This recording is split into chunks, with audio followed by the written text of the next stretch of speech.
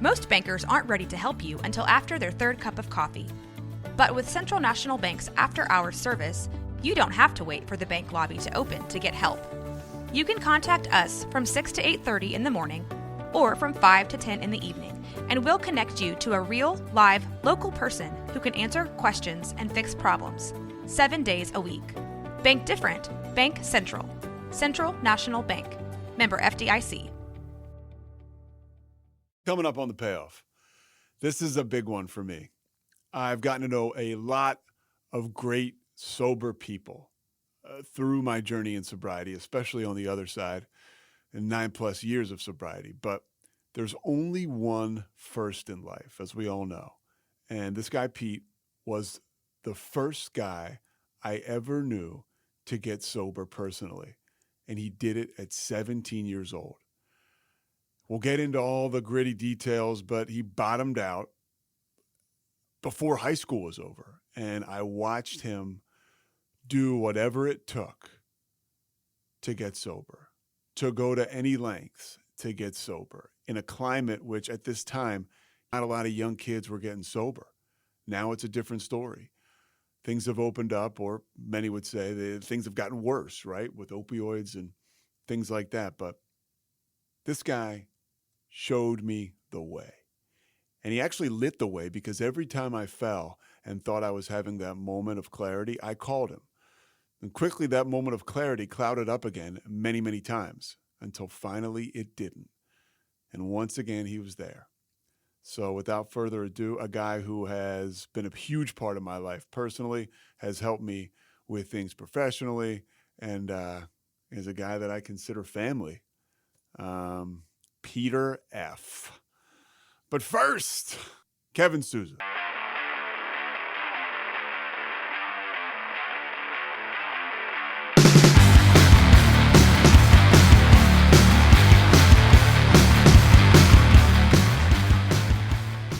I'm still talking into it. Yeah, you sound really good. Right. You've got a good voice. Yes, thank you. For this kind of thing. Great radio face. Now, by the way, Pete is with us today. You're the only person that would show up 30 minutes late and then ask for 2 minutes to meditate. Well, I thought it'd be good to just get centered before we got started, you know? A real question now. Where does that take you? That 2 minutes of meditation? Because we got in here, we've been scrambled kind of all morning. You're on the road. You're moving from Phoenix to Philadelphia. Yeah. What's the thought process there? Just to slow down and take a pause, get present where I'm at, forget about all the other stuff that's going on, so I can just be present and try to tap into whatever God inspiration there is.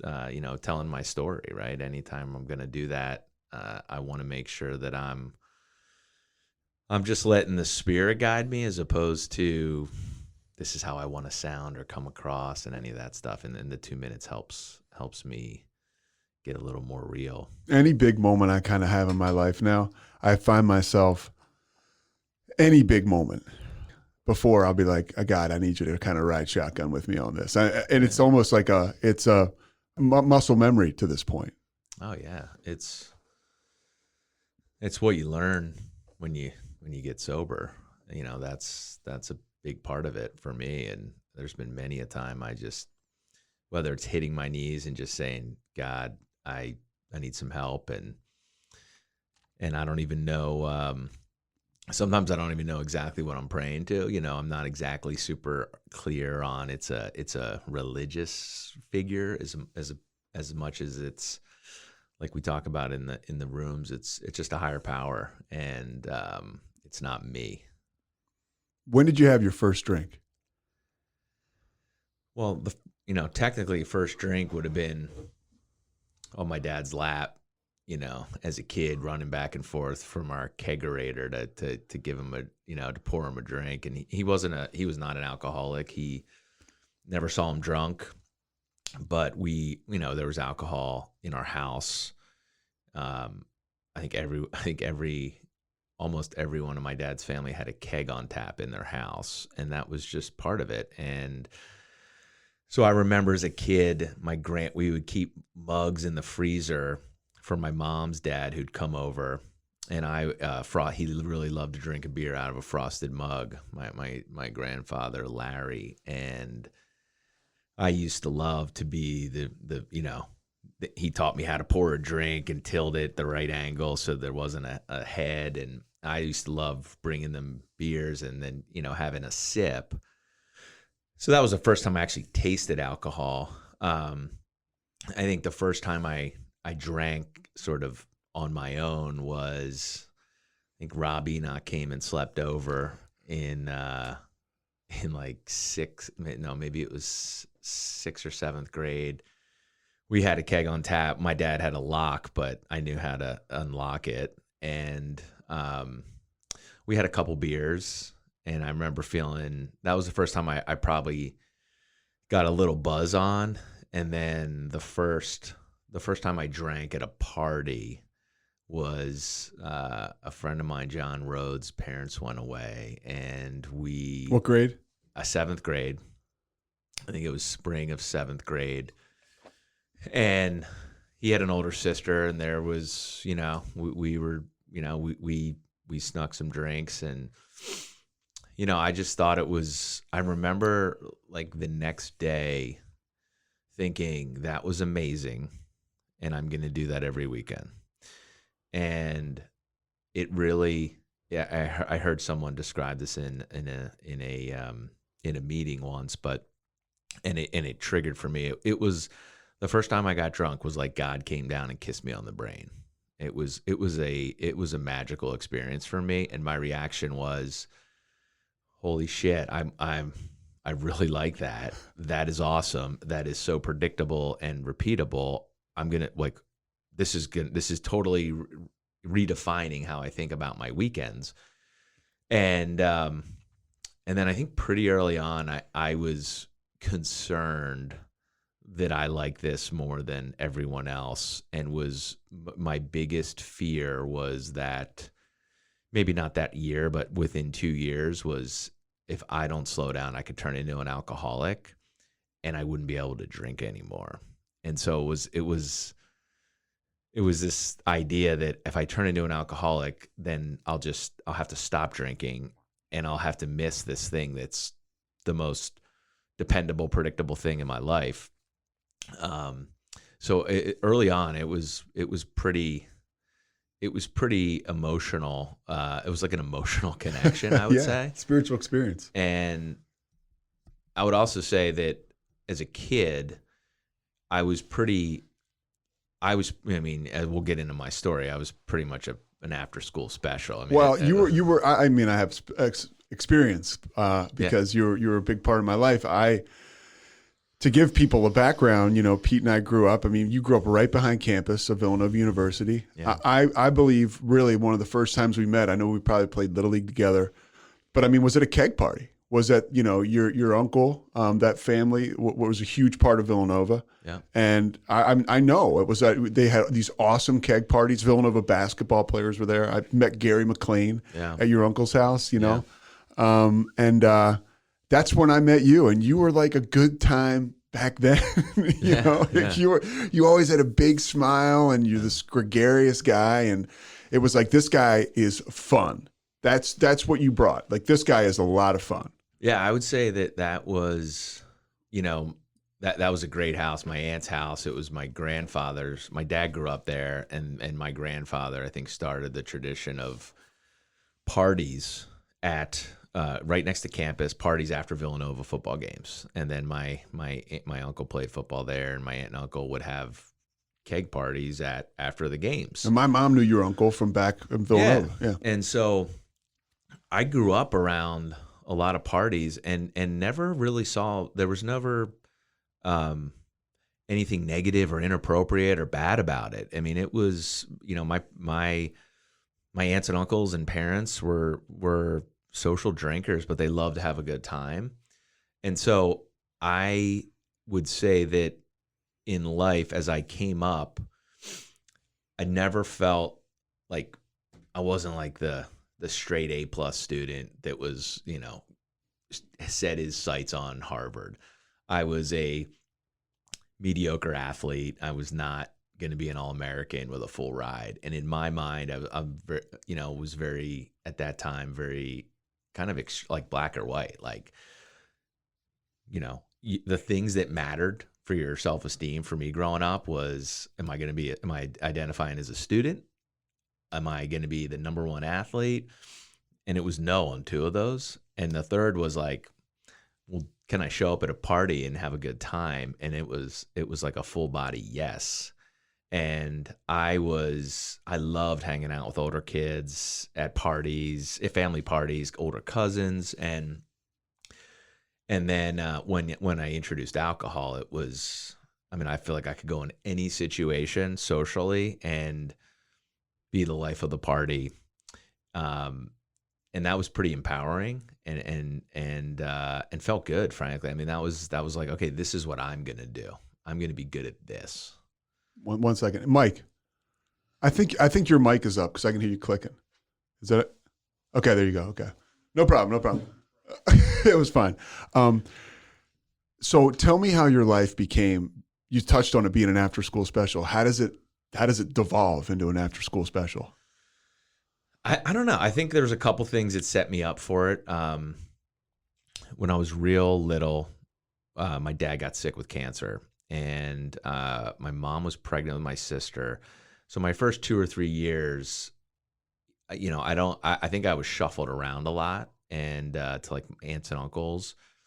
I just remember being my first memory of like a real sort of painful experience was visiting. I was with my grandmother and my aunt. We went down to the hospital, like CHOP or Penn or whatever, wherever my dad was. He's in the hospital. And I remember visiting him, and we were going to see Santa, get our picture taken with Santa. And we stopped to see him first. And I remember feeling like they're not telling me, but he's about to die, and that this is my farewell to him for some reason. I remember getting really upset, and that wasn't the case, but it was like he was sick. I don't really have many memories of it other than that. And then he was in remission. He was told he had 6 months to live. I was a little kid. My mom was pregnant. So it was a pretty intense. I can imagine how intense the home life was there. And then he got better, and we went on a trip to Hilton Head, and like that's like where I start remembering life. And there was always. How old were you at this time? I don't know. I mean, I think 5, 6 maybe by the time he kind of came out of it. And there was always this feeling for me growing up that, the other shoe was going to drop and he could get sick at any time. And that was very scary or just, kind of a non-stable feeling that I had. And then I remember, as I think about like putting the pieces together, like what set me up for what I'm about to share was that, there was that both of my grandfathers were alcoholics. My parents would say. Your middle name is Ortlieb. That's a beer. So my dad, that was the other thing. My dad's family owned a brewery from 1869 to, the 1970s, I think. So it was not in the family by the time I was born, but it was a big part of my dad's growing up. I'm named, the beer was called Ortlieb's. That's my middle name. So even as a kid, like first day of school, they're running through the roster, Peter Ortlieb Flick. And they're like, so like, were your parents really big partiers? Like, did they name you after a beer? And it would always get chuckles. And it was kind of a source of, it was definitely a source of pride in the family. Like that business really accommodated a certain lifestyle in families, in like past generations and stuff. And so I, my dad never worked in that. And by the time we came along, it was kind of long gone and was not producing anything for the family. But it was I remember being a kid so young that I was scared to sleep on the third floor. And my nightlight was an Ortlieb's beer sign that I found in the attic. And I was fascinated with beer. Like I had beer pictures on the wall, and you know, my mom hated it, and my dad was like, it's, you know, it's family, it's part of the family stuff. And so they were always a little bit, you know, had maybe some different experiences, but I did not know it at the time. I would hear great stories about my grandfathers, how fun they were, and how they would kind of get into trouble here and there. But really kind of strong personalities. And I think you know, like, I love those stories. I was just, you know, I remember in 7th grade seeing the movie Animal House and being like, that is what I tried to convince friends in 7th grade we should have a toga party. And they were like, we haven't even hit puberty yet. Like, I don't think I'm down with that. And so I was just drawn to that sort of energy, if you will. And then when I experienced, so the pump was prime before I even picked up like a drink, really. And once it started, it was definitely off to the races. 7th grade, and you know, by 8th grade, I'd gotten into some trouble, you know, took the car out when I wasn't, you know, before I had a license and things like that. So even when you're not quote unquote drunk, you're still acting out. Yeah, I'm acting out, and I'm you got that ism. Yeah, totally. Like I'm going to be good at like being social and like doing what I want, and that's going to be my thing, because and frankly it was because I didn't think I could be as successful as I felt I needed to be in other areas, and I was just looking for something to be good at, and it was misguided. And you know, I was an impulsive, you know, undisciplined kid for sure. My parents did a great job. You have awesome parents. I mean, it had nothing to do with really their parenting. I was just, I don't care who you are. Like, you tell me that I can't do something, if I wanted to do it, I was going to do it. And it was just a very I mean, I remember going to one of my older cousins' graduations. We would go to their college graduations, and we're up at Amherst, and I'm so excited because I'm thinking in Massachusetts. Yeah, I'm going to get to drink. How old were you? I was in probably summer going into 8th grade. Okay. And if I ever look at that, that's just for time, so don't worry about it. And I'm up there, and I think about this because it was just such a kind of a red flag. And it's like 10 o'clock, and you know, I'm like, my parents are gonna leave, and I can hang out with my older cousins. And so it's 10, and the parents are leaving, and I'm like, I'm staying. And my cousin said, no way is he staying here. And so they take me back home with them, and I'm crying, literally having a temper tantrum. So I was so young, but it was like I was so upset. I was so upset that I couldn't stay and do this. And then, you know, fast forward to 8th grade or going into high school, you know, I get this idea to build a speakeasy in the woods, you know, to sort of have parties in. And, which becomes a success. Well, it was a short success, but it's a great story. It's a funny story. And so you know, I was at camp. I was at a summer camp in New Hampshire, and I'm looking all summer at just how the cabin's built, and I'm thinking, when I get back, I could build one of these cabins, and we could have parties and like casino nights, and it would just be an epic way to go into high school. And so I get back, and I start like casino night, drawing plans. You know, it was like Harlem Night meets like I don't know what. You know, I was really envisioning it, and so I get Matt Pierce and Paul O'Connor, and we start. That was the crew. Two of our guys from back. Yeah. And we had found this great little piece of land like right behind our houses that was. You know, just no one would know. And so we start building this thing. And Matt Pierce builds houses now. He's a builder. Yeah.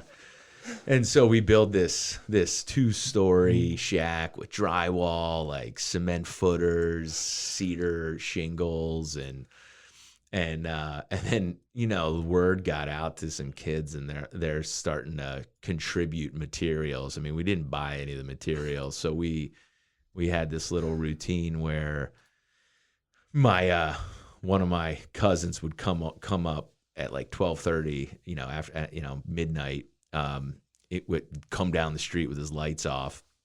We convinced him. He was like a really good kid, and we just convinced him to help us transport lumber, and we'd sneak out of our houses in all black, get in the car, he'd drive to some job site where something's getting built, and we'd put together a bunch of wood, and he'd come back, and we'd load his Suburban and drop it off at the place. And he's older than you. Yeah, he's older. So the manipulation starts early. Yeah, and then we would get up in the morning at like 6 a.m. and start building. And it's kind of an interesting story, because that's like, to me, it was an example of something that I got really, I used vision. I, was convincing people to do it. It was misguided, and we were stealing wood. But we were getting up early, working hard, like figuring out, how do we build this? How do we do this? And it felt really, like, the whole thing felt great. Like, it was fun to sneak out. It felt like we were like in the military, like that. As a kid, like that type of stuff seemed a lot more interesting than just being home and like reading the summer book that someone told me to read, and doing homework. And so we, first weekend of high school, we have this party, and, I feel like I'm on top of the world. I just feel like I'm doing what I want to do. And a lot of people show up.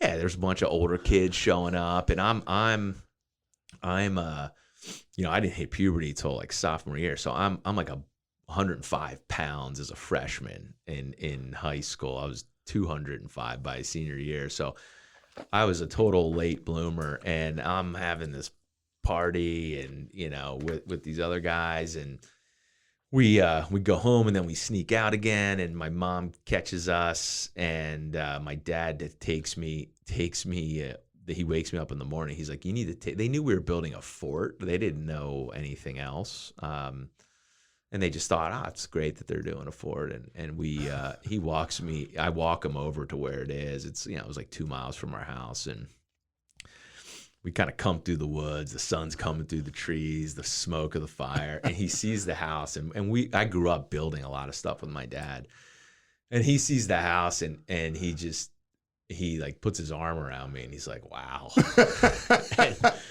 and then we had to tear it down, and that was the end of it. But it was like, that was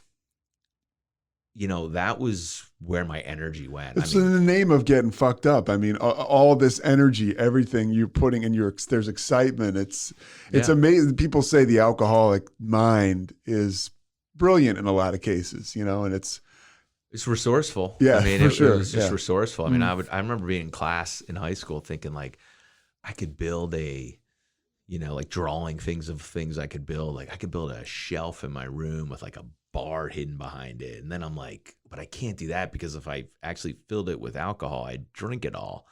And so, like, there was a lot of energy and thought around that, just drinking, and when am I, and that's how it started. And then I would say, that was sort of like the honeymoon phase, maybe the first 2 years, and then things got, they progressed in a way where it was then waking up feeling like, what did I do? I know I offended someone. I know, the feeling that, and we're talking about high school still. I mean, because you got like sober, seventh, eighth. You got grade, sober early, so you're having these sophomore, junior your year. progression is quicker than most. And it's a story that's a lot of young people can relate to today, in a sense where people are bottoming out earlier because of whether it's the drugs out there or whether it's just this culture, whatever you want to call it.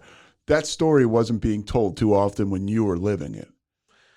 The young people getting sober. I mean, there was like, what's going on? Yeah. I mean, for me, I'd say I mean, there were some drugs in my story, but it was mostly drinking, and it was mostly drinking till maybe junior year. And when I met you. And then it got a lot. Yeah. It got very advanced very quickly, but it was, yeah. I mean, I was running 100 miles an hour into a wall is really what was going on. And I don't know. I mean, in now I'm very grateful that I kind of bottomed out early. I was funny. I was talking to our friend Bart, and as we're moving back, and he's helping facilitate some introductions to some schools. I'm like, hey man, my kids are not, just to be clear, they're not like me. And he's like, what do you mean? He's like, you just had a bad 18-month run. And I'm like, yeah, I guess you're right. Yeah, the alcoholic in you is like, yeah, maybe pretty bad. But to your point, in terms of examples, I mean, the way it kind of went for me is drinking was fun and powerful and predictable, and then it stopped working, and then it became really a job, and then it became a real source of shame and guilt and a lot of, I'm not going to drink today, and then I start drinking, and I'm on my third high school in 3 years, because I got kicked out of one, I left another, and ended up at a great all boys Catholic school outside of Philadelphia that really and that's when I kind of met you, like kind of hung out with a different crew. And I think for me, where it really fell off a cliff was I sort of trace it back to meeting you. You guys were a year ahead, so Mm-hmm. you were seniors, so it was kind of your farewell tour. Yeah. I was a junior. I mean, and that's all I was doing at that point. I mean, that for me, all intents and purposes, is that time in my life led to my heart problem, really. Yeah. I mean, because uppers, downers, whatever we get our hands on, I mean, it was like we were just running out of control, because I had discovered these prescription drugs, which I thought was like discovering plutonium. I mean, I'm taking this stuff before I go to school. I'm flying high, and I'm like, I got to show people this stuff. I'm like, Pete, Yeah. like, you got to take this. And so that led to, and you had the kegerator on hand at your house. We would go up on your third floor, take a couple Percocets and have 4 beers and watch Villanova play UConn, and they'd win the Big East tournament. And I was like, it can't get any better than this. Yeah. Yeah. That was when, I mean, you had gotten a scholarship, you were going to Richmond, like, you were all set. And, I'm in junior year, I'm supposed to be buckling down and taking SATs and visiting colleges. And I remember you introduced me to Percocets, and I'm like, all right. And like, we start going, every time we go out to a party, we realize we can just go to the parents' bathroom, and they probably have a ton of old Percocets from 2 years ago. Yeah. And that literally took me down to a really dark place within 90 days, I would say. I mean, maybe 100 days. And we had friends that were like, and these, we're not talking about angels. They were like, hey, what are you guys doing with this stuff? Yeah. Like not good. And I was long gone too by that point. Yeah, I mean, I would say just to give a sense of how bad it got, how quickly for me, we probably started hanging out. I think the first time we sort of hung out at a party was like Halloween of your senior year. And by prom time, I was severely depressed, and I was so depressed and struggling. Like I was like, I never asked to be here, was kind of how I felt like in life. I didn't even take my junior year exams. I mean, I just had completely sort of, I was like, I don't want to go to school. I don't want to do anything. I mean, it was a short, I mean, it was like a quarter of funness. And then pretty quickly, even the guys we were hanging out with, I think I was feeling like I couldn't tell them everything I was doing. Well, and today, and that's the difference between today and our time. Today, you and I become heroin addicts, and we probably die. Probably. I mean, we fortunately didn't have access to heroin, No. cocaine. No, well, I mean, and all those, the opioid scene was not as big as it was. Molly, Yeah. that wasn't around No. for And our group. And now kids are taking, they're taking, whatchamacallit, like Oxycontins, and then they can't get those anymore because they run out of money, and then the heroin's the next. Well, and we would have done it if it was there. I mean, we were that. It just wasn't there. I never said no. I mean, I'd take it and say, what did I just take? Yeah. So yeah, I mean, I'm super fortunate that I mean, I just had no ability to make decisions or think about anything other than the moment. There was a lot of, I mean, there's some mental health stuff going on, I think. And, and that we don't know which is which, right? Until you're sober. You really don't. Which mental health is a huge thing. A lot of the mental health stuff cleared up when I got sober. Right? Yeah. And a lot of people have legitimate mental health stuff, Yeah. I mean, I remember, it was like junior year, things got really bad. And I was not in a good headspace. And I sort of stopped opting in for school. And so my parents were very concerned. I'm seeing a therapist. And I remember asking the guy, hey, do you think, I remember building up the courage, like, I'm going to ask him next session if he thinks I'm an alcoholic. And I did. And he said, no, I don't think so. And I was like, great. And I remember another time, like, I'd get really down about, like, dude, I think I might have a problem here. And I remember sitting with you on like a Tuesday night at the Iron Gate, being like, Seuss, like, I'm like, I'll have a water. The Iron Gate was a bar in Havertown. Yeah. That we will get like, into. I tell my mom, I'm like, I'm going to study at Nangle's house or something. And like, we'd go and get hammered. I'd have her minivan. And it was a disaster. I mean, I think like God had to be looking out for us because there was no caution exercise in any way. And we would get hammered and then, do stupid stuff. And I remember being hungover in like math, like algebra class, like super hungover. Cause I come home, I could hide it super well. I mean, it was just very easy to hide. I could have a ton of beers and because you and I were the same, those big personalities. Yeah. So you come home, as long as you didn't stink, like I would smoke weed and come home. It didn't really, you never knew what you were going to get out of us, even today, right? So that's back then. They were like, oh, he's just being himself. Yeah. But I remember asking you, like, Pete, I think I might be an alcoholic, and like that's like the worst thing to do, like convince your alcoholic. You ask your alcoholic friend to convince you you're not an alcoholic. And you're like, dude, I don't think you are. I'm like, all right, I'll have a beer, And so it was really short-lived. And I remember most nights ending where everyone else is going to bed. And I'm like, I could go for another 12 hours, bummed out that the party just ended. And, I did something to offend, to upset someone. I broke something or, whatever, fell down. And yeah, so just a lot of, you don't feel good about what you do, like Mr. Hayden used to say, nothing good happens after midnight, and amen to that. Like, nothing good ever happened for me after midnight. And so there was always funny stories that we could tell.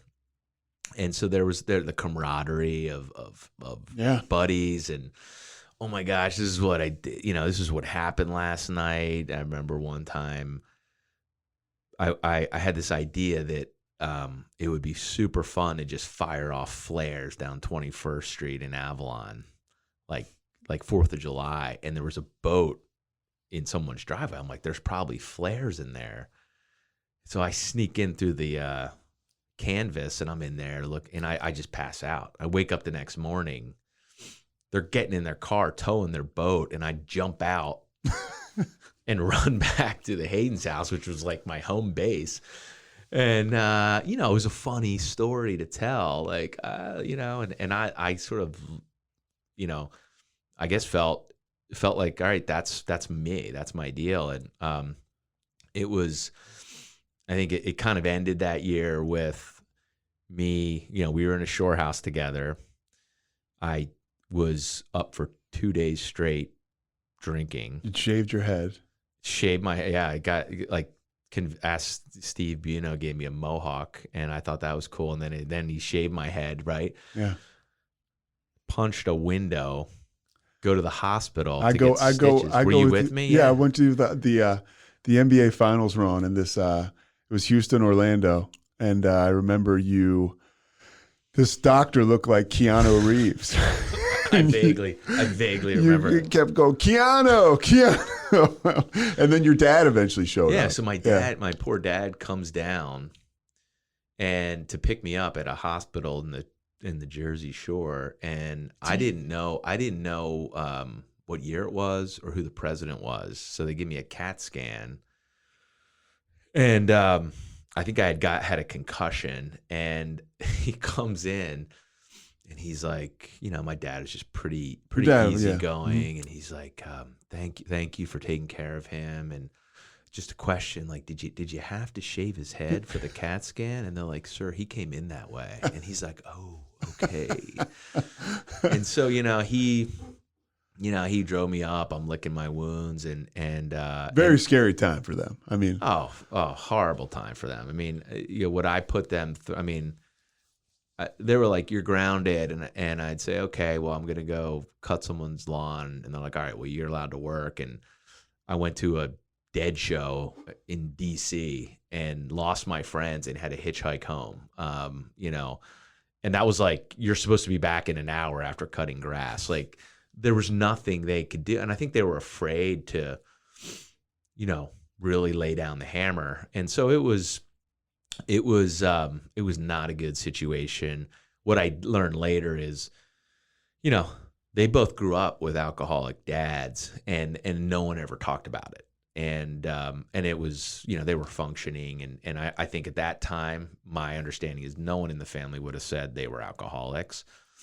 And what I would later learn when we get to that part of the story is, I think it was really painful for them because I was acting not exactly like their dads did, but I think they saw the similar behavior, and I think it was probably opening some wounds for them, which, super, sorry that I did that, but I remember just getting back to your point of like, hey, there weren't really examples of people getting sober, and there was two things that happened that were really pivotal in high school.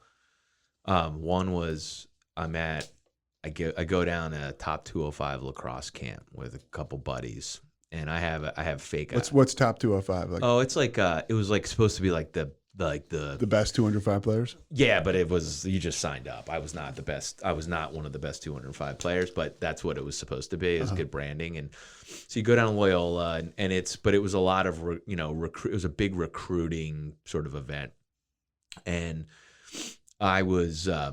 In no shape to be. I mean, I didn't even take my exams. The school was the school's like, you need to take your exams the beginning of senior year. And we know you're having some mental health issues, or they didn't know what was going on, but we know you're struggling, you're depressed. So we're going to give you a little leeway here, but you're going to have to do it, and you can work this summer on it. Okay. So like, I am not firing on all cylinders. I go down to the camp, and I have a fake ID, so I buy a bunch of booze, like hard liquor, and everyone's like, "Oh, this will be fun. We can drink a little at night." And I just end up in full blown alcoholic mode where I don't even go to most of the games. I'm just staying in the room drinking, and that was the first time where I was like, "Holy shit, this is like."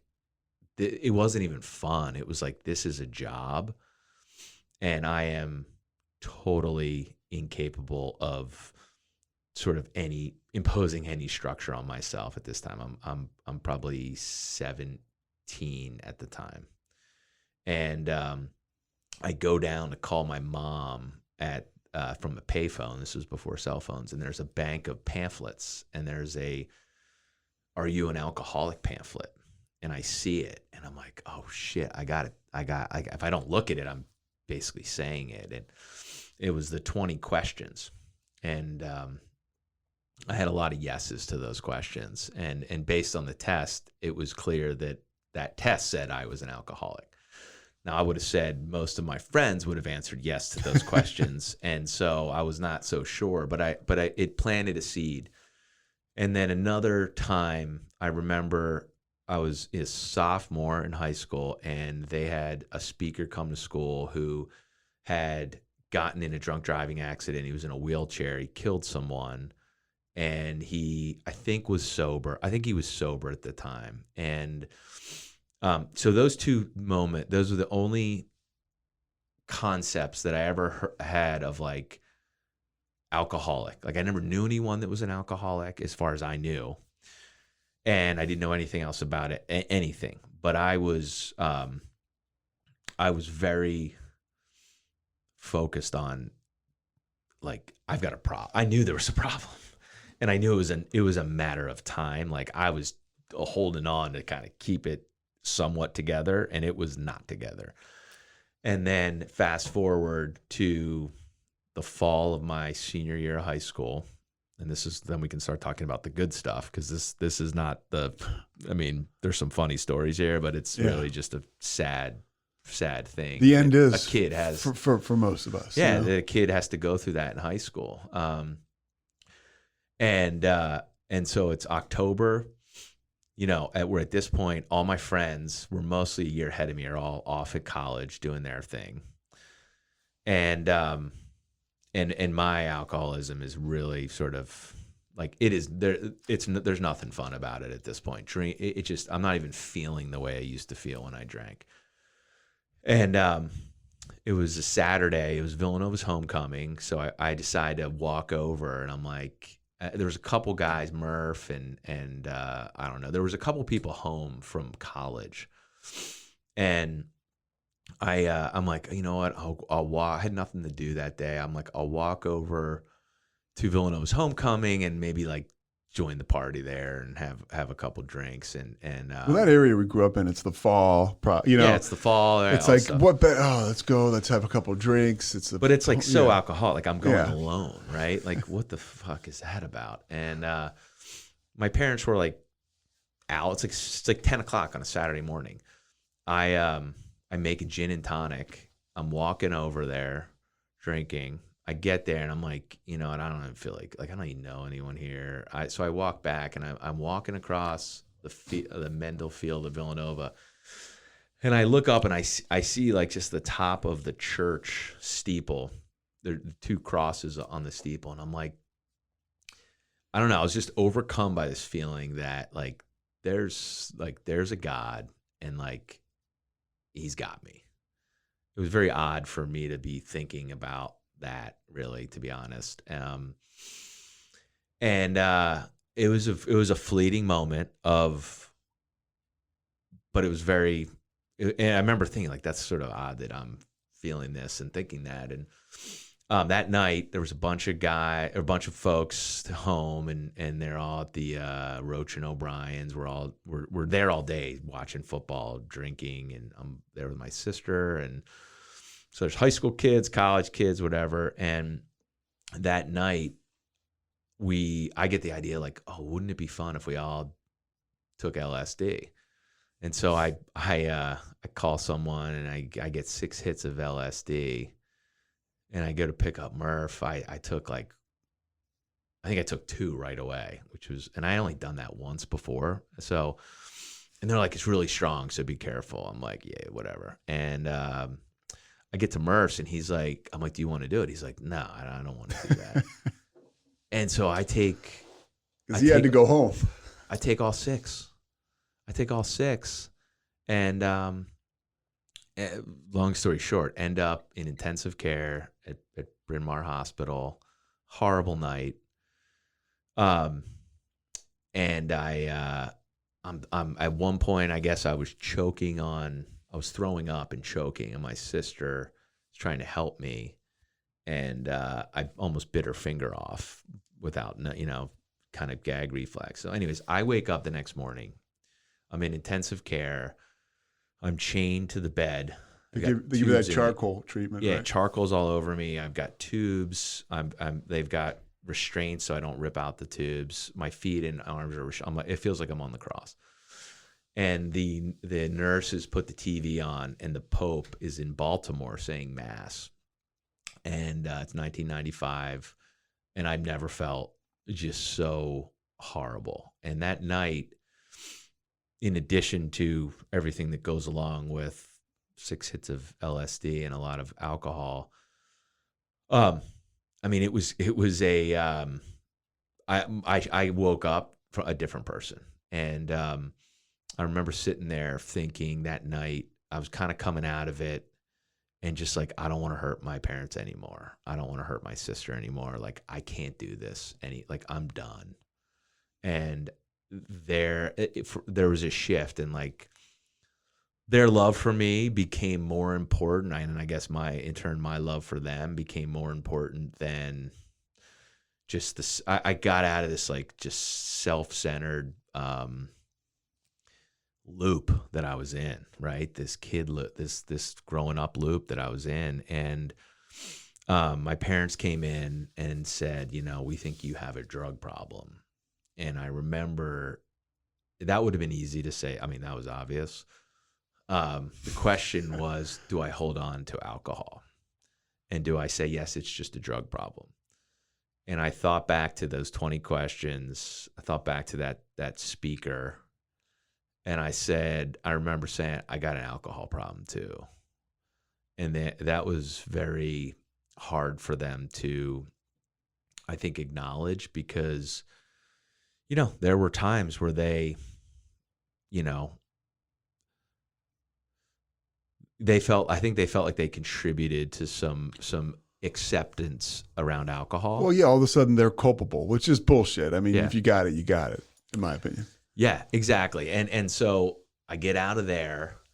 They take me to see a counselor, this guy, Hank Corcoran, who I don't know if you know. Oh, I talked to Hank. Yeah. Hank was awesome, right? So he had gone to my high school. He was a much older guy, right? He's a drug and alcohol counselor. He played hoops, right? He played hoops, I think, at Nova. At Villanova, yeah. Big guy, like 6'7", like 60-year-old guy. So I go in to see him a week after getting out of the hospital.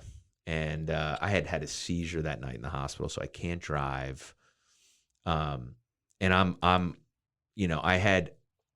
I hadn't become completely. Well, two things happened actually. I told my parents I got a problem. They said, okay, we're gonna go see we're gonna get you help, and we're gonna go see a drug and alcohol counselor. I go see him, and I'm completely honest with him. And he says, listen, if you drink again, you're telling your family you need to go to rehab.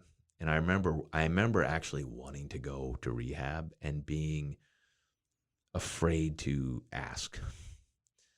And then the other thing that happened is Mr. Hayden heard about what had happened, and he calls me over. This is one of our best friends' dads, who is just and I was always really close to him, man, and always was, I like pretty much lived at their house at the shore. And he's a character, you're a character. Yeah. It was a match made in heaven. We would have had a great time if we were both drinking, but I was always super honest with him about what I did the night before, and he was always sort of blown away by that honesty. He loved that. That's why he liked me too. If you told him we drank, and he was like, okay, like we got somebody who's not honest. Full of shit. Yeah. And so he calls me over, and I tell him, I give him the whole deal.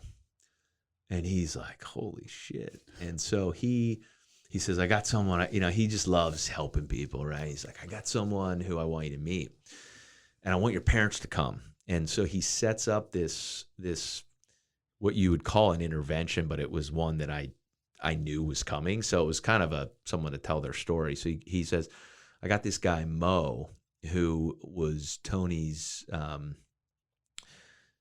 basketball coach. And he says, I'm going to have him come over and talk to you and bring your parents.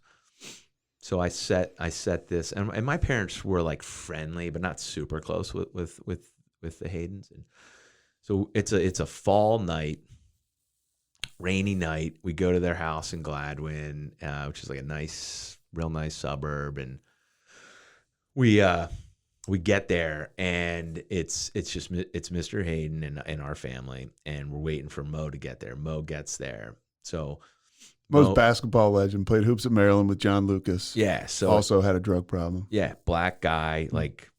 So Mo walks in. It was the day of the Million Man March in D.C. He had gone to D.C. to march, took a train up, and shows up here, you know, whatever, 8 o'clock at night, 7:30.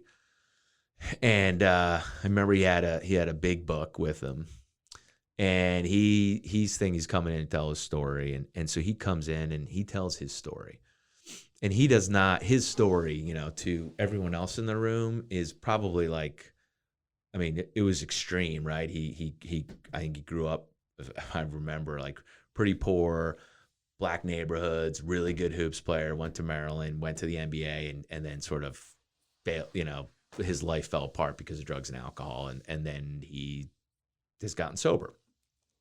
So he's telling this story of all this stuff, and I'm looking around, and I could tell everyone else is like, oh my, like, why are we listening to this story? Like, I can tell my parents are thinking this is not apples to apples, and like, why are we listening to this? You know, I think he'd done some really hardcore drugs, and I'm listening, and I'm just like, I can't relate to all the details, but I can relate to how you're feeling and how you're telling the story. And I then tell my story, like for the first time with no filter.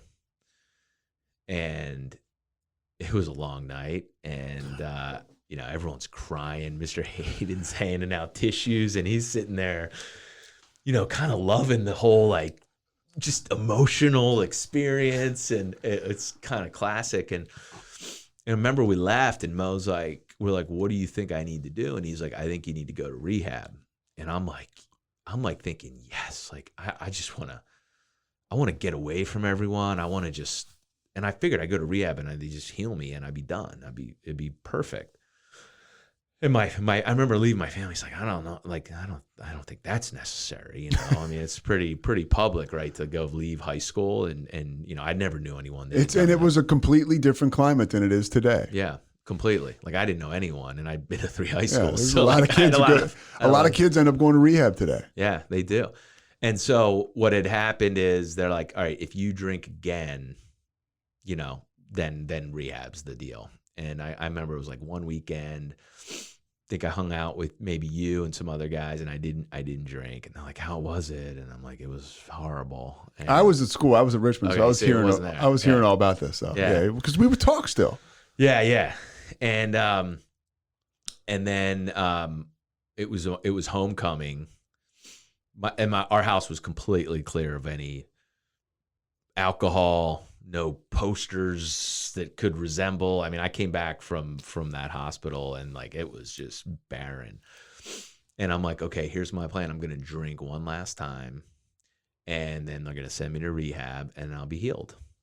And I go to, and this is an example of like alcoholism. There was no alcohol in the house, and there was a big bottle of Scope, like mouthwash, that I had heard had alcohol, and I pound the whole thing, and we go out, and I'm at this dance. Did you get drunk from it? You know, I don't know if, like, I got in the car right away and started drinking, so I don't know, I can't really attribute it, but I'll tell you what was different about it is I was supposed to go to the dance and come home, and I go to the dance, I'm like, I'm not going home. I'm gonna have one last blowout night. I call my parents. They're super worried, and kind of, I think, in contact with other kids there to sort of shepherd it.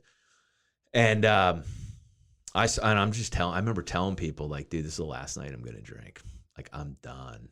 And they're like, what are you talking about? And I'm like, you know, I was just, it was different. It was a different night.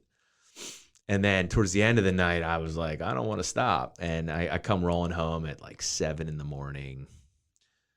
My mom called her brother. He's there at the house, and I'm trying. Now it's the end. He's no nonsense, dude, Jerry. Well, this is different brother. This is my mom's brother, Uncle John. Oh, gotcha. And and he's there, and I remember I'm like, okay, I don't want to stop, because I know if I stop, like, this is my last drink in my mind, and I'm trying to get in an argument with him so he leaves, and I can go down the basement, because I think they've hid something down there, which now that I think about it, it was all gone. And anyways, there's a big emotional sort of blow up, and he's just, and I didn't know it, but at the time they're upstairs packing, coordinating me going to the Karen Foundation, which is a rehab. And the next day, they tell me that night, we're going to Karen tomorrow. I think they thought I would flee, but I'm like, great. I don't. And so they drive me up there the next morning. I'm 17. And it's so funny how it's changed. Like, I'm thinking that I'm going to like go there and start lifting weights, and like they're going to just heal me, and like it's going to be super healthy. And so, and they're like, yeah, we don't have a gym, but and it's totally different now. But they're like, but pick up a carton of cigarettes, because we let the kids have 8 smoke breaks a day. And so, which is insane, right? Like I'm going into an adolescent unit, right? And this is how early it was, right? So I get in this adolescent unit, which was fantastic. You're 17, right? I'm 17. I'm old. Yeah. It's 13 to 18. And then if you're 18 above, you go across the street. So I'm in this group, and I'm like, what am I doing? You know, I'm kind of feeling like, what am I doing here? I mean, a lot of these kids had some totally different upbringings, and maybe some got in trouble with like the law, and I didn't really have that as part of my story. And I get there, and you know, it's like, yeah, we got 8 smoke breaks a day. We're doing rehab stuff, and like the first week, I remember someone came in, and you know, it was cool. Aerosmith had been through there, and which I think is very public, and they had donated a ton of money, and, yeah. You know, it's like, you know, so it was kind of like, I'm trying to figure out like, what, is this like jail, or is this like, you know, I know it's not Harvard. Like, I mean, like what kind of, like, how do I, like, is this a good thing, or what is this? And, so, you know, I mean, I kind of went in there being like, with the mindset, like, I want to get better. Like, I don't really know what's on the other side of this. And it's very scary when you get to the point where you can't imagine drinking anymore, and you can't imagine not drinking. You know, like I didn't have this thing that I felt was really my best friend and the most reliable thing. But I was in a safe place where I knew I wasn't going to be tempted. You know, so it's senior year. I leave high school for a month. And I'm up there, and you know, a guy came in. There was a meeting. They would bring AA meetings in, and you know, this guy said, you know, if you're serious about this, you'll go and you'll even if you don't believe in God, you'll hit your knees tonight, and you'll thank God for keeping you sober today, or your higher power, whatever you want to call it, and then you'll get on your knees in the morning and ask them to help you tomorrow, and then do the same thing just twice every day. And I remember going back to my room. I'm like, I'm going to do it. And I was very fearful of getting on my knees in front of a roommate and being judged, I guess, which is kind of funny that I'm ending up in rehab and I'm worried about being judged by someone else in rehab. But sounds about right. You know, but I'm like, fuck it, I'm going to do it. And I get on my knees, and I didn't know what I was, you know, I didn't what I was at, who I was at praying to, or did that thing care about me? But I just did it, and I felt a little bit better. And there was just a ton of support from, like, I still somewhere have letters that I got in rehab from all sorts of people. I mean, like, I think the coach of the football team was like, they were winning games for me. I mean, he was just using anything they could do. But you know, I was getting like letters from a lot of people that really meant a lot to me, to just like, I didn't feel like I was I started to feel like I'm working on something that's, people are behind, and this is a positive thing. And, you know, I got out of there, and I was pretty focused on getting, you know, like having this work and figuring it out. And I turned 18 there. And came back to high school, and came back into, okay, how do you navigate that? Yeah, it was, you know, I basically had to drop, you know, they talk about people, places, and things. And for me, I was like, I need to drop everyone. And I pretty much did, you know, I just said, like, I need to just separate from the crew that I was sort of hanging with, and they told me to go to meetings, and so I did, and I got a sponsor, and I kind of went all in there, but it was. I mean, I look back now, it was kind of crazy. Like I couldn't drive for 6 months after I got after that hospital event, and so my mom would have to drive me to meetings, and there was a lot of days where I was like, I need 2 meetings a day, and so she would drive me to a meeting, a 6:30 a.m. meeting, which at that time felt so early. Are the meetings making you feel better? Yeah, so I'm meeting people that, yes, they're helping. Like I'm meeting people that they would share their stories, and their stories were similar or worse than mine in my mind, and they're living a totally different life. They're happy, they're laughing. And by the way, that is camaraderie. Oh, 100%. I mean, that is camaraderie, right? You got this band of misfits, basically outlaws, who can share those experiences of the craziness. And now we're living on the other side with our jerseys, with our party jerseys hanging in the rafters. It's like, that's over with. Now here we are.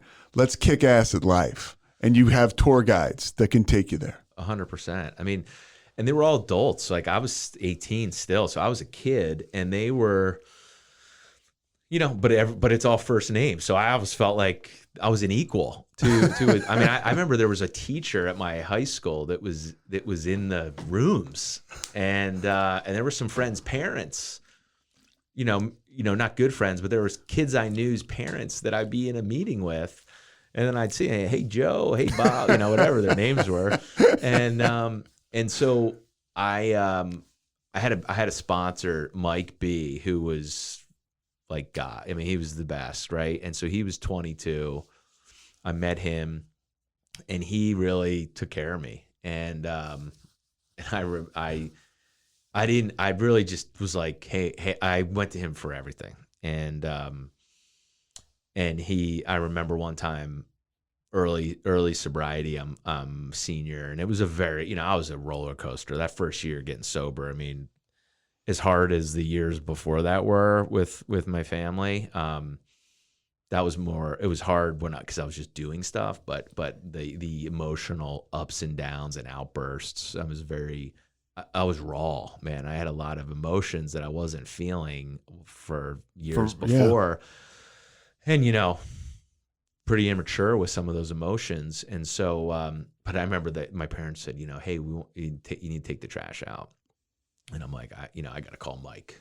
Your sponsor. Yeah, I'm not sure that's God's plan. And I call him. He's like, yeah, you should take the trash out, Pete. I'm like, all right, I'm going to do it.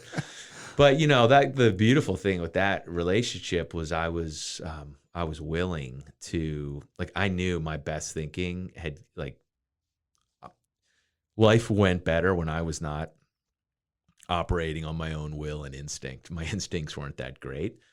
And so for me, the 12-step program was a way to give me a blueprint for how to process kind of my emotions. I never thought I was a fearful person, but I had come to learn I was very fearful, and a lot of the things that I did were out of fear of what could happen, what might happen, maybe how I felt about myself, and so Mike really helped me kind of go through the 12 steps. He took me through the 12 steps, and there were some major moments where AA was really there for me. My grandfather died in that first year. I was very emotional about that. One of the best stories is I was going to my senior prom, and I was very scared about going to this prom. And I called some folks before. I mean, like literally, I'm driving to pick up my date senior year, and I'm crying. Corey. Yeah, I'm crying. I'm crying in the car by myself. Like, I don't know if I can do this. I'm scared. I stop off at an AA meeting. I'm in my tux. I go in, and I'm in the meeting, and I'm crying. I'm like scared, and maybe mourning that I can't do what everyone else is doing. And I don't know. I didn't even know. I just knew I was upset. And, they like just super rallied around you and in the rooms. And they were like, you're going to do, they were great. They took me next door to Wawa, these older women in AA, and they bought me, they made me like a care package, like candy. And they're like, you can't get too hungry, angry, lonely, or tired. And so I remember going to the prom, and I'm like, I feel like I'm getting hungry. And then I left. It was like at the Bellevue Hotel. I left and like went to the Palm and got like a steak, then came back. It's downtown Philly. Yeah. I had candy, and like, I had like my little way of getting through it. And I'm sure that I was going into the bathroom, going into a stall, hitting my knees and praying, say, God, please keep me sober, keep me sober. This was pre-cell phone, so I didn't have a way to like do that part. But I got through it, and it was a lot of like, should I even go? What's sort of, I had to work that out with my sponsor, and then it was like high school was over. I got my sponsor at my high school graduation. I got my sponsor, college, all these things. But it was like, okay, now I got another big hurdle, which is how to stay sober through college. Well, and one of the ways you're staying sober through even high school is you took me to my first meeting. I came home. That's right. We were still in touch. In my head, I knew at some point I was going to have to pull the ripcord, but it was just too good. It was too good to me at the time. I wasn't there. I hadn't bottomed out yet. But I remember being super worried about you because of your heart issue. Yes. I mean, and as well, you should have been, as well everybody else was. And you took me to a meeting at Narberth Midday. It was Natalie, Mike, you, and me. And that was like, so anyways, you were helping people. That's how you're doing it. Yeah. Well, well, the cool thing about AA when you learn about it is like literally before whatever 1930 or so when it started, it was, if you had a problem, they couldn't really help you. And then two alcoholics got together and realized that when we're sitting across from each other, I can see really clearly you and how crazy what you're doing is, and sort of see the path for you, but I can't see it for me, and you can see it for me. And when I help you, I get a lot clearer about what I should and shouldn't do. And, that's how this whole thing, all of a sudden, all these medical professionals were trying to solve it. And it's like, the thing that works the best is when they work together. And then there's a big alcoholics. There's a big spiritual aspect to it. And I was very apprehensive about that, because I grew up going to Catholic school. I did not believe what I was being told. I just didn't believe it. And so I was not I was very skeptical about all sorts of different nuances I love the ethos and the culture of Catholicism and that community, that sense of community. The high school I went to, I remember Christmas morning, I had been sober for maybe 35 days. I got sober October 23rd, 1995. I had 3 teachers from that school call me Christmas Eve morning to say, hey, I'm just thinking about you and everything you've been through. And like, that's amazing. That was amazing. I've got such love for that, for that high school, Malvern Prep. They were like so amazing to me. And when I went through this really tough time. And so, but I, so you get to college, but I get to college, and I was, you go to Villanova. Yeah, I go to Villanova. It's kind of a, I was gonna go away, and then I went on a recruiting trip to Denver to play lacrosse, and I was like, I can't go. Like I can't be away from my AA network, right? Like I was super fragile.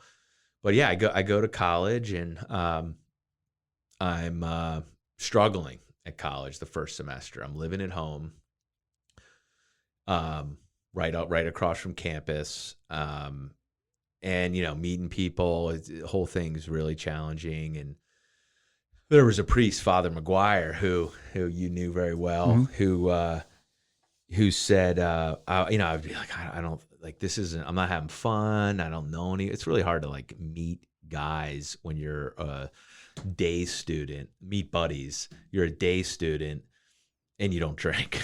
Like, it's not like I felt like if I had this if I could use my superpower, which at that time I would have said my superpower is I can drink and be social, which is totally misguided because it was bad for me.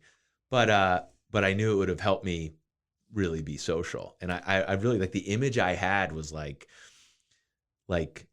in Superman where he loses his superpowers and he sort of goes into situations which used to be fine and he kind of gets his ass kicked. He does. That's how I felt going to a frat party. Like, I'm just like the sober dude. Like, most people thought I never drank. They're like, yeah, you should try drinking. I'm like, yeah, I have. And so really what changed for me in college was this priest suggests, he's like, why don't you walk on a lacrosse team? And I went to go talk to the coach, and I had already missed the fall ball tryouts. And I go talk to the coach. I tell him my deal, and he was super. He had someone in his family that had gotten or maybe needed to get sober or got sober. I don't know, but he was super. He's like, I'll give you a shot, but you gotta whatever. So I ended up. He's like, you need to displace someone on the team because I've already had the team, and you start working out. I was so out of shape, and a guy from AA actually said, hey man, I'll train you. Tony. Yeah, this guy Tony. And so for like 4 months, he would meet me at 7 a.m. every Saturday and Sunday and just work the shit out of me. And I had never been in shape all through high school. I mean, with all the drinking and drugs and whatever, I was the guy that the coaches were like, you could be all state if you just got in shape. And he gets me dialed in, and I make the team, and it was so important for me to have sort of an anchor at college and being sober, and the team I was super open about it, and my strategy there was like, I just wanted to like build insurance that I wouldn't drink, and if they knew my deal. And so they were great, and I have great memories of that experience. I remember being freshmen. They do like some like hazing stuff. They're pouring booze on you and whatever. And they had jugs of water they were pouring on me, and they were really cool about it. And so I went to college. I was my rule was I'm going to be more active in my AA group than with college at all times was really the goal. And I also, they have a saying in the rooms, you sit in a barber chair long enough, you're going to get a haircut. And so, my thing was like, well, I can't just completely avoid being social in college. Like, that's not really an option, but I can't also just roll and act like I can't just be a college kid and not drink. Like, that's not going to, I'm going to need to do something different. I'm going to need to work at it. And so my thing was like, I always wanted the option to be able to go out on the weekend and, meet girls and hang out and sort of do that. And so the goal was like, all right, I can only do that if I'm on a good spiritual ground. Like, if I'm in a bad headspace, I can't put myself in that situation. And that's the beauty of sobriety, right? You mentioned Superman with no powers. A spiritually fit dude is kind of like Superman, a sober person. I mean, you met your wife in college. I did, yeah. Yeah, I met her at a Christmas in the Caribbean party. We filled the basement at the Lax house with sand, and I had never met her, so I met her. Yeah, we were the same year, and his senior year, I met her, which really made college worth it. But college was not. I mean, it was a bit of a challenge. I had to kind of go to the beat of my own drum. I ended up leaving full time as a sophomore or junior. I mean, and I started a business, and North American Air Care. Yes. I remember, dude. And that's, from a view in the cheap seats. We got probably like 25 minutes left. All right. So Mike can get out of here, go on with his day. Sorry. But this is awesome. A view from the cheap seats is, you were a shining. I don't want to miss out on an opportunity to talk about the fact that you are a shining example to a guy like me that, like, I got to keep this sobriety thing in my back pocket because it is clearly working for this dude. I mean, you're in college, you're playing sports, you're meeting your wife, you're starting up a business. This is college. I mean, and you're still cool to be around. I mean, I kept in touch with you. Like, I didn't, we never completely lost touch. No. And that was because I knew that at some point, I knew in the back of my mind, I'm going to have to go this route, and so all the stuff you're doing is a real shining example. And that's how AA works, right? Yeah, I mean, and you really stopped. Like, there was a point in time early on where you were kind of pitching it to us, like guys you were really close with, like, you're an alcoholic, dude. Don't you know that? And I didn't want to hear that. You learn pretty quick that no one wants to hear that. Yeah. And so it's promotion by attraction, and so, but go ahead. I mean, that's just, you're helping people without even trying and that's how the program works. I'm like, this guy is on to something here. Definitely. Yeah, it's funny, you say that from the cheap seats, but the way it felt at the time, I mean, it felt like a lot better. I mean, I felt like my life was definitely improving, but it did not feel like, it felt like I was weird and odd at a lot of the time, I mean, I was like, I had to do my own deal. How do you think I felt? I'm still drinking 4 beers before I call a girl. And maybe everyone really feels that way. That's the conundrum at that time, right? No matter. I mean, I was a very if you went back, I think most people would say I was a very popular kid in high school, mm-hmm. but I didn't feel. I felt pretty alone at a lot of that, and so I mean, I think everyone has. Just growing up and being human beings, like, we have all these sort of emotions and feelings, and you never really know what someone is feeling. That's what's one of the cool things about when you sort of spend a lot of time in a 12-step program. People share about how they're feeling, and you kind of know everyone's got something going on, kind of at all times. I mean, just that is the human condition in life, and. So the way I stayed sober was just really heavy in the AA was just super part of me. I mean, it was the most important thing at all times. Sponsoring people, I got service. I did some speaking at high schools when I was in college, and that felt good. And I think kind of the thing was, like, I just tried to make sure that I was running hard towards growing as a person in AA, like spiritually, just feeling good in my own skin at the end of the day. I mean, what I loved about alcohol was I could put it in me and it'd make me feel good about me. It made me feel good about my life and, like, it was like puzzle pieces of my life. And before a drink, I felt like shit was not looking good. And, for whatever reason, and externally, like, things were fine. And I was, with alcohol, it helped me, like, rearrange the puzzle pieces. And then I'd all of a sudden feel really good about everything, and I could calm down. And then a bunch of bad shit would happen. Well, you come in and you start working the steps, and it's like you get a relationship for me, I got a relationship with a higher power that really helped me do all the things that alcohol did, but did it for real and did it in a way that was sustaining, and that I could help other people. I never helped anyone when I was doing that. And so that's an amazing thing. And to be able to, like, whatever, just share what guys in the room shared with me with other people that are trying to get sober. And I've had a chance, this past October was 25 years sober, which was sort of mind blowing. And, just, like, super grateful for the role that I mean, I've been a part of a lot of cool groups and organizations, and nothing compares to,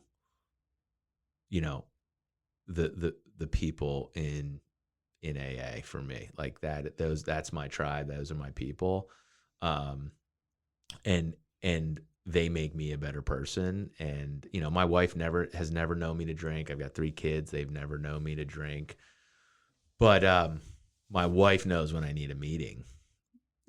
You know, she can sense that. Like I just get, you know, a little edgy and just a little difficult. And you know, so it's been the most amazing thing.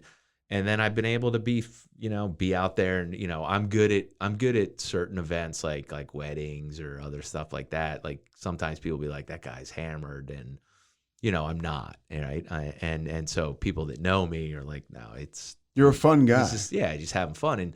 And I think in college in particular, those are hard years, right? Like everyone is drinking, you know, maybe arguably alcoholically, and they're not all alcoholics, right? So they kind of typically grow out of it, hopefully.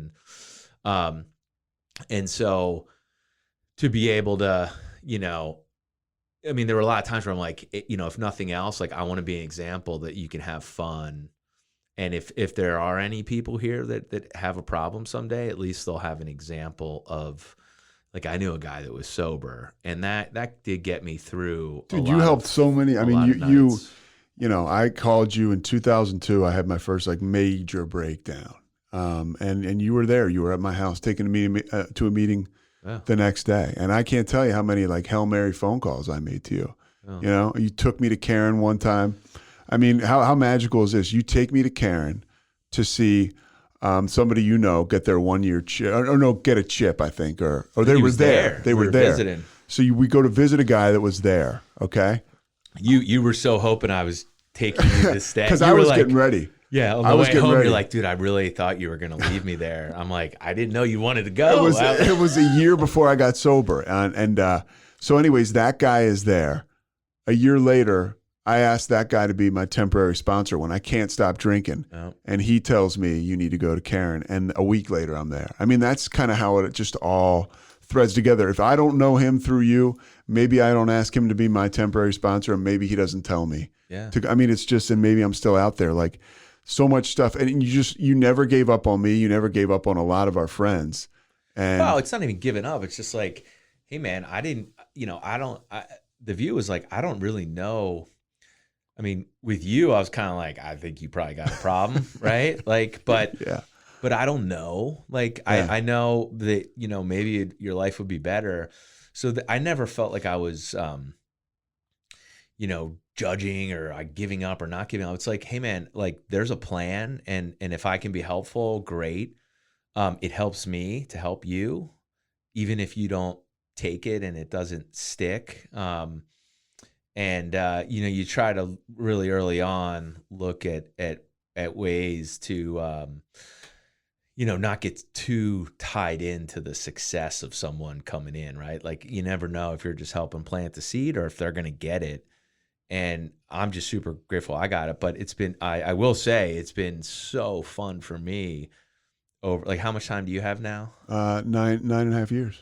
Yeah. So like, I feel like you were maybe one of the first of like my buddies that kind of came in. But now there's a couple of us. Yeah. And just to see, you know, to be able to sort of, I mean, because there was a lot of years where I just felt like I was, you know, I mean, I had a ton of buddies in the program, but buddies that I had partied with before. Mm-hmm. And then after, it was, it's just super fun to be able to connect with guys that I grew up with in this area, because I'm not the person that I was before, right? And none of us are, right? Like we are fundamentally different people. Like we'll talk about all sorts of stuff, and so that's been super awesome to see you and Murph, who you had on the program here, and there's a couple other dudes. Yeah. So we have that meeting that we do, and I feel like half the guys are guys that I met when I got sober in high school. So my brother Mike is in that meeting. You got sober before him. I mean, this is just a throwaway story with your whole. He went and got you out of jail down the Jersey Shore. Yeah, he did. Yeah. I mean, and now you guys are in a meeting together. He certainly wasn't sober then, but like, because he's about four years older than us. But like, that's kind of just like that's the puzzle, right? On the other side, kind of coming together. It's amazing. Yeah, dude. It comes together, and like, no one there's that saying, you don't show up to. I think your brother said it to someone else.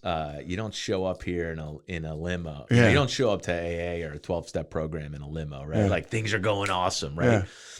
And then you just see that it's it takes some time that first year, but your life gets better really quickly. And to see people's lives get better it's just awesome. Like you wouldn't bet against I would never bet against someone who's going to stick around. Yeah. What do you tell your kids? Yeah, so that's an interesting thing. So I have told my older two that I am a recovering alcoholic and I'm sober. I haven't told, there's some other parts of my story that I didn't share just because I don't know if they're going to get a hold of this podcast. Mm-hmm. And, I want to be very sensitive when I kind of give them the full story of how bad things really were for me. And how I felt super, I get nervous about my kids. This is a hereditary thing, can be at least. So I try to impart on them some basic. I mean, but they know you're in AA. They know you're sober. My older two do. My youngest he doesn't know. Okay. I don't think he knows that. I'm pretty sure he does. I mean, I remember calling you one Christmas telling you I had all this trouble going on. I'm like 4 years sober. And after I tell you, like, oh, yeah, by the way, you're on speaker with Ryder. Ryder, Pete's not trusting God right now. I'm like, son of a bitch, Well, that was fun. That's actually, that was the spawn of me telling him, and it was kind of a funny story, but we probably don't have time to get into that. Yeah. But I did tell my kids, and, what I try to do is, there's certain things you learn in AA, like that I try to pass on my kids. So here's some examples. When you are resentful at someone, you learn to what? Pray for them. Pray for the person, right? And so I remember my daughter having some issue at school when she was really little, and I'm like, hey, here's what we're going to do. We're going to say a prayer for that girl who's being mean to you, for her to have all the good things you want. And she looks at me like, are you kidding me? She's like, I want the good things. And I'm like, and so what I've tried to do is just parent in a way that teaches some of those principles that I know to be true, that I know to work. And, and that, God forbid, if anything happened to me and I wasn't there to be able to, and they needed to go to a meeting and take them, I want them to know what's what, right? And so you learn certain things. Like I learned, my sponsor told me early on, like, hey, dude, you're going to hit your knee, whether you believe in God or not, you're going to hit your knees every morning and night. You're going to ask him to help keep you sober and help you to be of maximum service to others today. And then you're going to thank them. And so, my kids have seen me hit my knees and I'm saying, hey, come here, let's shoot up a prayer. And so, I try to teach some of the things that I learned that hopefully make them a better person. And the best thing that I've learned is, what the cool thing about the program is you don't tell people what to do. You just share, hey, this has been my experience. And I find that very helpful with my kids to say, hey, I'm not sure how you're feeling right now, but when I was your age and something like this happened, this is how I felt. And especially my son, Ryder, he kind of gets choked up when I do it. He's like, that's how I feel, Dad. And to be able to just have real open conversations with kids, like I kind of had stuff like that with my parents, but it wasn't. I remember my dad coming up, and he could tell I was going up, like I was depressed, and he gives me a Brian Tracy cassette tape pack, like a motivational thing, and he says, why don't you start listening? I'm like 15 years old. He's like, why don't you start listening to this to help get your head in the right space? And he said, he's like, I heard that like alcoholics have to look in the mirror every day and say, my name's Pete and I'm I'm an alcoholic, to remind themselves. And that was a throwaway comment he made. I remember 2 weeks later being in front of the mirror saying, my name's Pete and I am not an alcoholic. Like that's what I took away from that. And so, I hope that I can, I mean, I certainly don't do it. I got I'm sure I would do a lot of things different as a parent. And, you always question what you do, but, I try to be probably more open than not about what I did. Try not to highlight the drugs, try to be very clear, like, dude, pills off limits. And it's hard today. Like, now weed's legal. Yeah. So it's not like I'm like, you can never, and I don't really view a difference between alcohol and marijuana to me. Mm-hmm. And so, like, I'm not an anti-alcohol guy or like, if that works for you, Yeah. go for it, right? I'm pretty much anti-heroin. I'm pretty much anti-painkillers. Yeah. Like, I'm anti that in all situations. Yeah. But other things, like for the right person, like that's, I don't have an opinion on that, but I do worry about my kids. And so I just hope to be a good example and hopefully, it won't come to them, because it's I get, parents will ask me sometimes, they have a kid who's struggling. What do I do? And I'm like, there's some things to do for sure, getting help, but why one person gets it on the first try, like, there's nothing special about me. I wasn't more disciplined or had better willpower than you, who maybe came in a couple times. I got it the first time. Hell, I could be in a situation in 5 years from now where you're trying to help me, get sober again. Yeah. And I don't want to let my first defense down. A couple more things I want to hit before we're out here. One, Cliff Notes version of how your sobriety helped you through you mentioned your dad. Mm-hmm. I mean, here's a guy, he was a figure in my life, and, he was a guy that meant everything to you. He eventually does die from cancer. Yeah. How do you use sobriety to guide you through that? Yeah, that was so. Yeah. So in I don't know, 10 years ago, maybe a little longer than 10 years ago, he got cancer again, and about 30 years from when he originally got it. And they said, hey, look, it was, I think, as a result of the treatment he got in the 70s, they had told him then, hey, what we're giving you now is going to end up causing cancer, like the radiation. And it came back. And they're like, basically your body can't take any more radiation or chemo, so you're gonna die. And it was a 6 months, he kind of called and said, we had a conference call as a family, and he's like, they gave me 6 months to live. How many years do you have at this time? A lot. Like I was 10. I think it was 10 years ago, so I had 25, so Okay. like I was probably like 12, 15 years sober. And so he so what we did was, like, the program, and someone said to me, who had lost a brother, the guy who was your temporary sponsor had lost a brother of his, and he just said, like, hey man, if you handle this the right way, this will be one of the most meaningful life experiences. And so for us, what that looked like was I was able to sort of use what I learned in AA, like get some resources around my dad. Father Rob, the Villanova Hoops priest, was really great through that for us. My dad was struggling with his own spirituality, like you do when you're dying. And we were super open. I'd taught, hey, how are you feeling about it? Are you scared? What are you thinking about God? Like, we had some real direct conversations about it and it was about he had kind of 3 months. It was like May. I think he told us in May, and he died September. And so we shared about how he's feeling. I'd sent out some emails to family, friends. He was really overwhelmed by the support he got from people, like kind of people coming over and just saying how much they cared about him. He was like, I didn't think this many people, really, I impacted this many people. And it all culminated on, when he did finally pass away.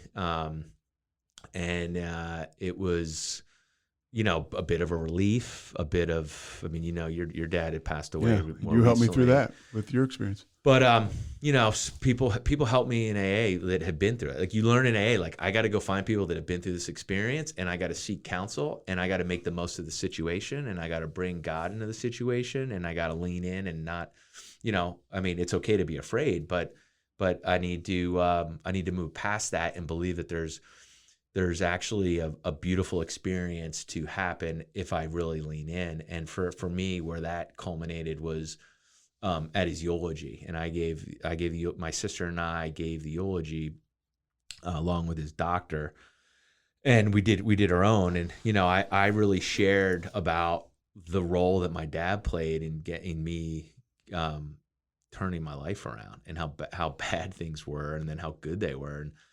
And I was able to. I mean, my dad was my best friend, really, from the point of that I got sober. And he kind of thought I was, in many ways he looked up to me, and that was, we kind of had like a little bit of I'd say in some ways the roles were reversed a bit, and in other ways not at all, where I was clearly looking up to him. But he was a great dad. He was just, because of him having cancer early on, he was always about just family and being with us. And so I try to be more like that, where I can be a little more caught up in things. And he was much more of just enjoy every moment of life. But, to be able to I think we handled that. He taught us how to die. And that's what I said. I'm like, Dad, your job right now, like you're showing us how to die, which is pretty intense to say, but he did. He taught us, and I'm like, let's try to make the most of the situation, and let's share this with other people. Maybe it'll help other people go through this. And he was all on board with that, and yeah. So that was that. What about business? How is it? You've become extremely successful in your field, your line of work. How have you applied it? You've made some major moves in your life. How have you used sobriety to help you professionally? I think that, well, if I wasn't sober, I wouldn't have had any success, right? So I've had the ability to have some really cool career experiences, investing and as an entrepreneur, and I run a software company now that focuses specifically on the mental health industry, and I was drawn to that because I thought it would be really cool to provide some innovation and do stuff for a space that's helping people. And so that's been neat for me, that, so it kind of drew me a little bit to a path. But I think where it plays in is just, my emotional IQ. I think I have high emotional IQ as a result of doing step work and reflecting and having to go through a lot of things. And so, I'd say I'm pretty good at looking across the table from an employee that might be struggling with something, and kind of really quickly tapping into the emotion that's going on, and then saying, all right, let's not be afraid here. Let's get a game plan and move forward without being afraid. Just because there was a lot of times in life where I was afraid, and that's probably the biggest thing that I learned is just, I don't need to, I need to act, and I need to act as if good things are going to happen. And no matter what, like I've been fine, like not everything has worked out. Right. So that's where I think it's helped from, in terms of being a leader of an organization and being able to be authentic, and hopefully, I look at running a business as as like a platform to be able to impact a sphere of people you interact with. And that's really fun and cool, and grateful for that experience. Anything else? No, man, but I just want to say thanks. This was super fun to be able to come in person, see you in the studio as I'm driving across country from Phoenix with my son and dog to Philly. And this was a little out of the way, but I was like, we got to do it. Yeah. And so this was fun, man. I really love what you're doing with this podcast, and it's super meaningful to have this conversation with someone that's like was there for the dude. I mean, if not for you, I probably am not sitting here. I mean, so you have the utmost of gratitude and love coming from me. I mean, you were a way out for me early on, and got me interested in the other side. I always knew because of you, I had a place to go. I had somebody to call, and it took me a little while to find a place in that place. But I mean, holy shit, you know, I can't believe my life today. You know, even this morning, just having you here, I was like, man, I'm just real grateful for this. So, yeah, I'd say for anyone listening that like maybe is listening because they can relate, you know, if they could relate to even a little bit of what was shared, and they're thinking about their drinking, or, you know, the role that drinking and drugs is playing in their life, that, you know, go check out a meeting, because I can assure you that it only gets worse if you have a drug and alcohol problem. If you're thinking a lot about it, that's probably a good sign that you might have a problem. And that just to know that it's beyond. There's a guy, Bob Cleary, used to say, "My life's so good, I'm embarrassed to talk about it." And there's a saying we have is like, "Hold on before the miracle happens," or it's beyond your wildest dreams. And I'd say, and I'm sure it is for you, like it is for sure beyond my wildest dreams, and it's a beautiful place to go. I'm so grateful. If I could take a pill or have a surgery and not be an alcoholic and just have to walk away, I wouldn't, from like AA. Like it's such a meaningful part of my life, and I'm so grateful. If I could guarantee that my kids would get sober, I'd say make them an alcoholic, and so they could have this program, right? Sure. Because it's just it's such a unique, beautiful thing, and if you have a problem, you get to take advantage of that. I wish sometimes there was something like this for everyone, because it's a fucking awesome thing, and I'm grateful for it. So thanks for having me in studio, Pete. It's great. Hey, Mike, thank you too, buddy. Yeah, thanks, Mike. All right.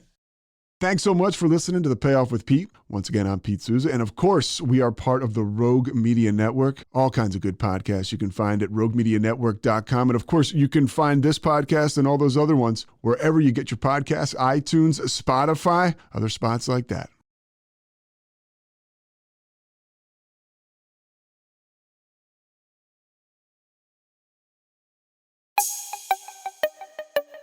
This has been a Rogue Media podcast.